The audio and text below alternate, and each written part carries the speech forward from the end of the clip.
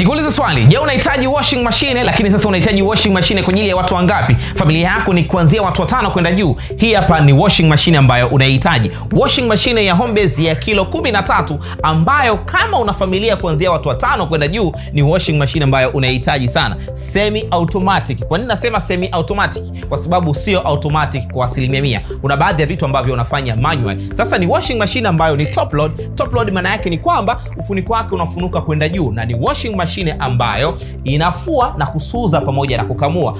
Hapa ni sehemu ya kufua na kusuuza, alafu ndeni upande wa pili hapa ni sehemu ya kukamua, lakini pia ni sehemu ambayo inaweka warm kwa maana ya kwamba pale ambapo nguo inakamuliwa inatoka ikiwa na unyevunyevu. Hata ukianika ikiwa imekauka inakauka vizuri sana. Baada pale wewe unapiga pasi tu. Uzuri ni kwamba ni rahisi sana kutumia. Ukiwa umeichukua kama hivi unaitumia rahisi sana kwa sababu ina knobs 4 tu: sehemu ya kufua, sehemu ya function, unafua nguo za design gani, kuna sehemu ya kutoa maji ama kusuuza, alafu kuna sehemu ya spin time, hapo unasuuza kwa muda gani. Sasa ni washing machine ambayo ukienda katika page ya Instagram ya Homebase ama ukifika mubashara kabisa unaipata kwa price ambayo ni affordable sana.